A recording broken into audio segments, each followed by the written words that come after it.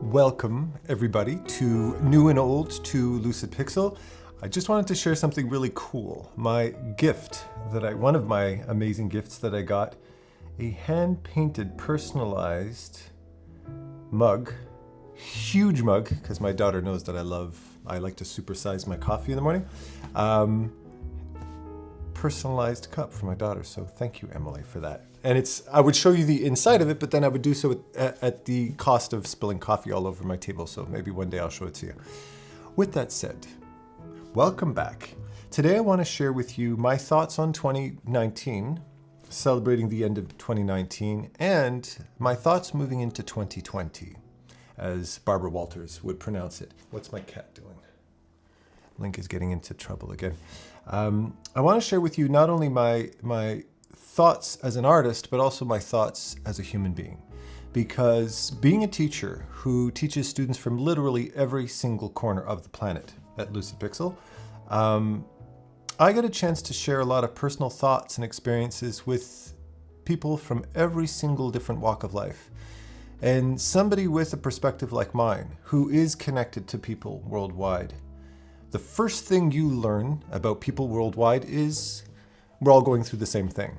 When it comes to political divisiveness, if it comes to a lack of confidence in our artwork, if it comes to the learning curve of just getting professional, if it comes to the confusions on what the industry is looking for versus what my teachers expect of me versus whatever the case might be, all of these different things are completely the same.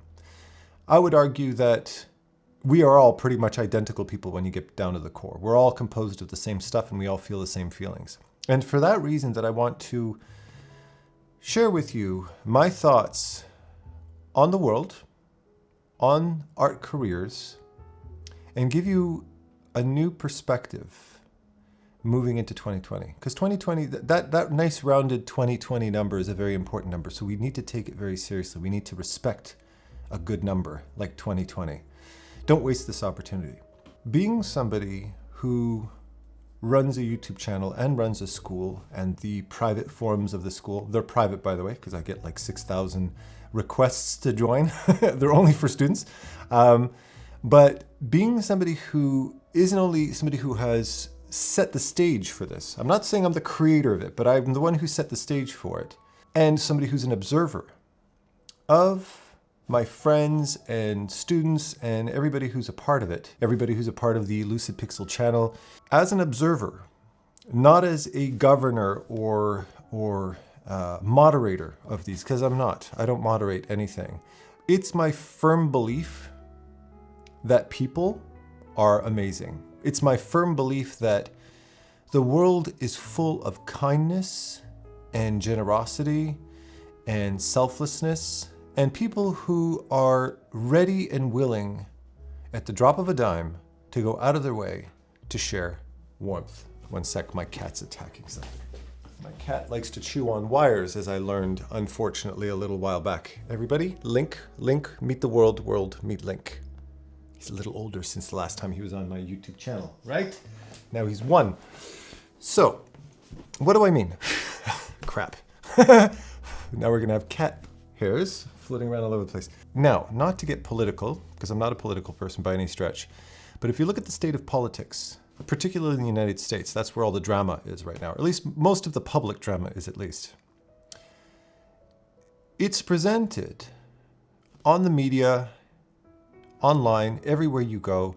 One of the things that's marketed, one of the things that's exploited and shoved in our face every day is how different we are. This, what they call divisiveness. It's a very divided America. And one would argue it's a very divided Canada between the liberals and the conservatives. And it's a very divided Poland, and it's a very divided Germany, and it's a very divided Brazil, and it's a very divided France and India, right? They don't represent true people. They don't represent true society, because when you're taking the perspective of somebody who has not created a platform for divisiveness, like Lucid Pixel, like all of these other amazing art channels, you don't get any of that stuff whatsoever. Because I have students and I have had students for years, since 2015 when I started Lucidpixel, who are Trump voters, who are Obama voters, who are Clinton voters, who are Reagan voters. They touch on both sides of the fence. They're conservatives, if you're Canadian, and they're liberals. Some are even the Green Party. Hopefully we'll have more of those moving forward. And when you put that 1% importance of their political preference aside, everybody is kind, torn, ambitious, frustrated, tired, loving, stupid, silly, brilliant. Everybody. Every single person I speak to. I have yet to meet a single person, no matter how introverted or extroverted they are, no matter how loud they speak or how gentle they are, no matter how antisocial they seem or how over-social they are, no matter how minimalist they are or how extra they are. Everybody has a heart of gold from every walk of the planet.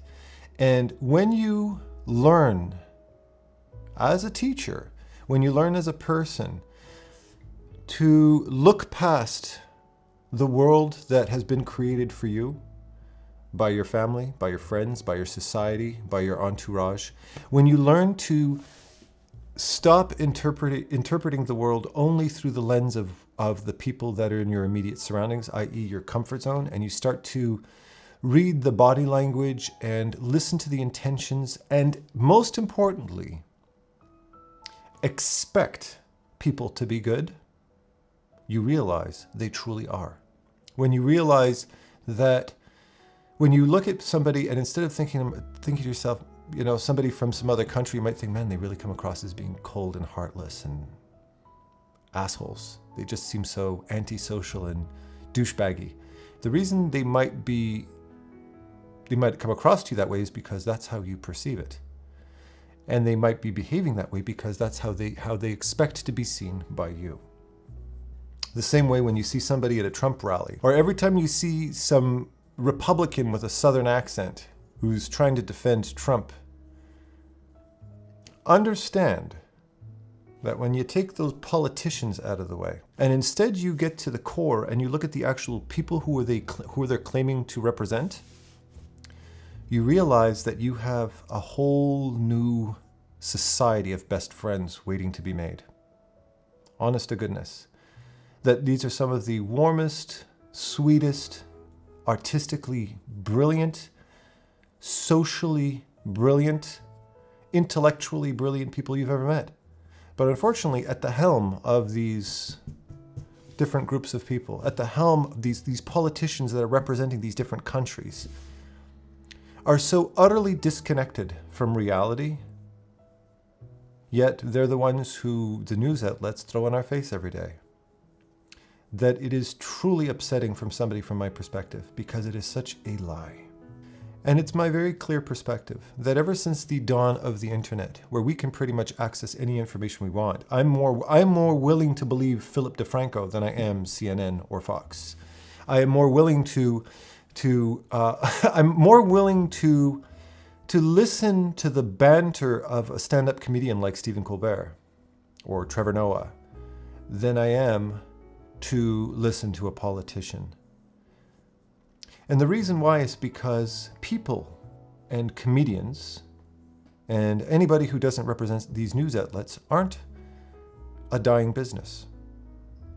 News outlets know that their days are numbered the moment that Trump is out of office. That their days are numbered the moment there isn't some corrupt, psychotic politician that's murdering his or her own people, or is embezzling, or is cheating, or is lying to the public, or manipulating them through very transparent banter just to get reelected.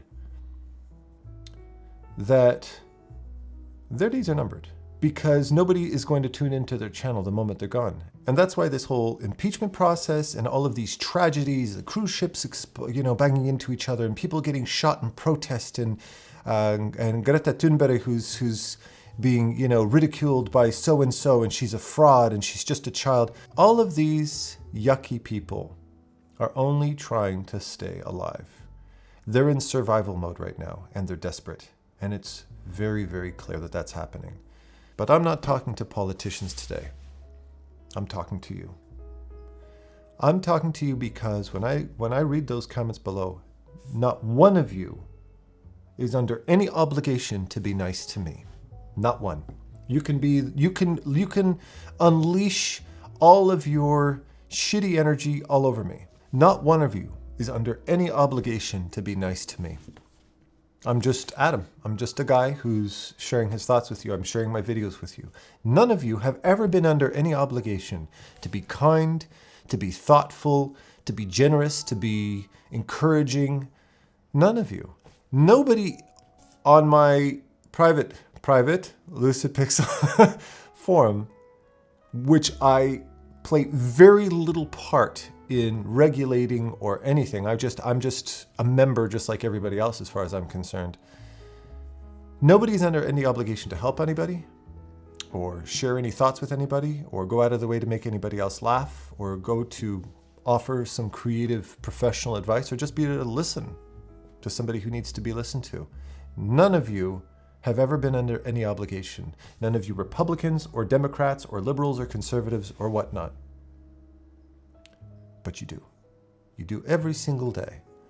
And every single time I post a video, every single time I share a thought, I get messages, an amazing amount of messages, and emails, and Facebook messages, and Instagram messages that I can't always reply to, because sometimes there's a lot.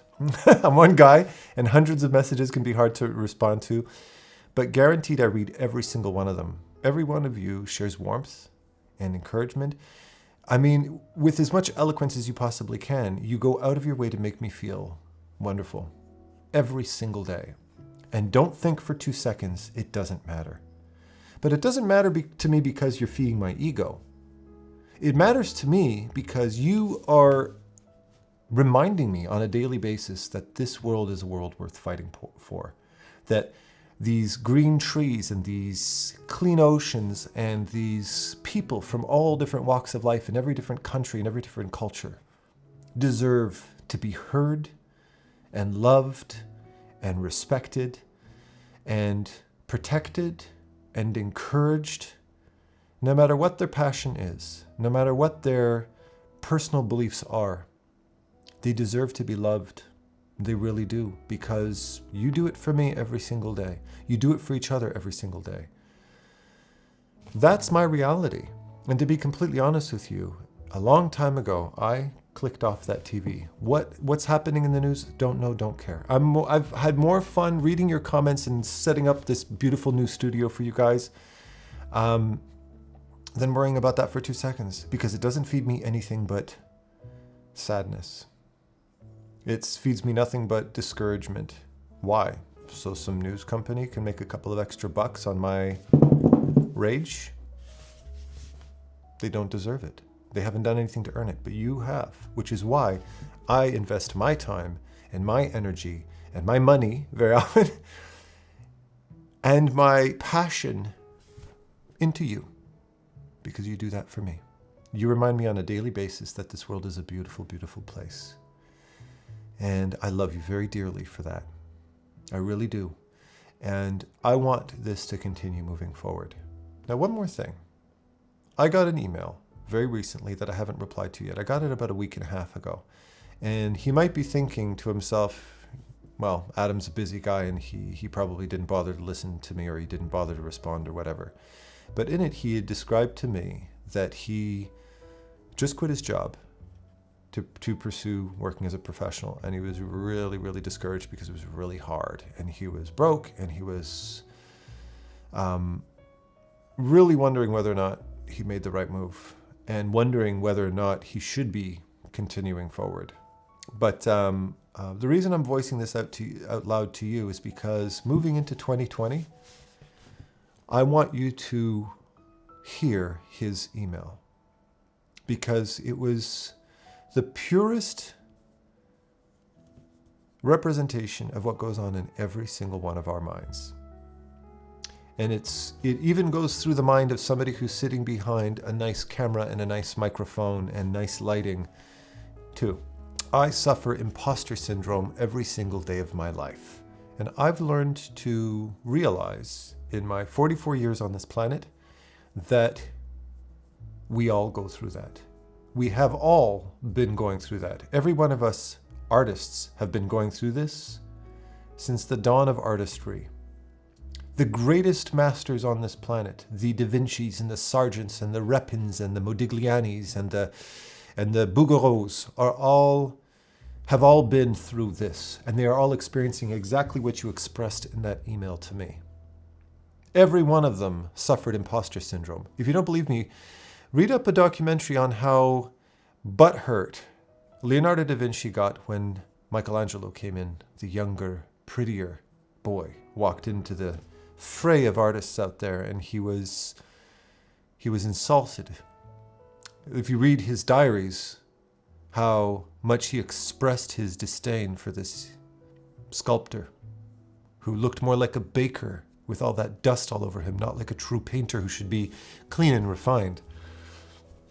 He expressed those feelings because he had imposter syndrome. He expressed those feelings because he was afraid he would become obsolete, because of the time it took him to reach this status that some young boy could come in and steal away from him.